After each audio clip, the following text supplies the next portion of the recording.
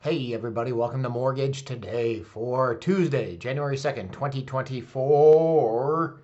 And oh, what a day it was. We were off yesterday recovering from New Year's Eve and watching football. But I hope everybody had a great holiday.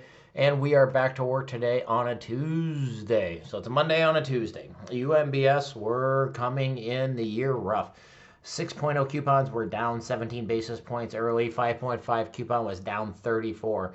Bonds sold off somewhat sharply in the overnight session on an unknown combination of the following factors: weaker European bonds after EU data came out in line with expectations, a trading environment that no longer benefits from 2023 end of year short squeeze, trading levels returning to their last liquid high volume range seen before late December lull, apprehension ahead of big ticket data on the heels of excess bullishness for 2 straight months.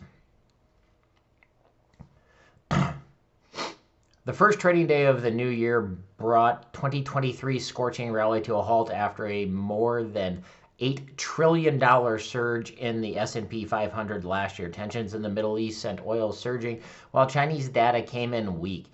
Futures on the tech-heavy NASDAQ index lost 1% as shares of Apple Inc. fell in U.S. pre-market trading after a downgrade by Barclays. Yield on the 10-year U.S. bonds and German bunds added more than 5 basis points as money markets wagered on fewer than 150 basis points of easing by the Federal Reserve in 2024. In a great passage from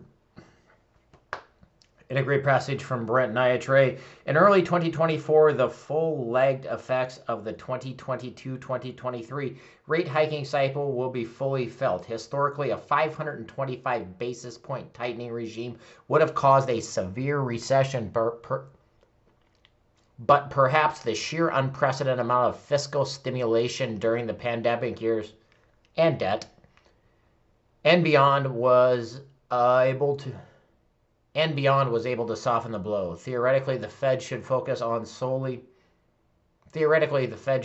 solely on inflation and unemployment. However, theory and practice don't always mix. Politics always get in there. Apartment rent rates are expected to continue to soften in 2024. Rents rose about 20% between 2021 and 2022. However, they are flattish in 2023. We currently have a record number of multifamily units under construction, so rental growth should continue to be flat to negative. Most of these units are expected to open in the next 12 months, so we have a deluge of new units, especially in markets like Nashville, Austin, Dallas, and Atlanta. The bond market started off the new year with the highest volume since December 17th and the highest rates in at least as long. In fact, today's domestic session high of 3.974 was almost perfectly in line with the 3.971 back then. This could be taken as an indication that the late December bullishness is giving way to something more defensive in January. The other way to look at it is simply that the yields were never being true to themselves down in the 3.8 range. That was just a product of holiday trading environment, and now we're getting back to business of deciding whether or not to remain under 4. Call us old-fashioned, but the incoming data will likely play a bigger role in that determination.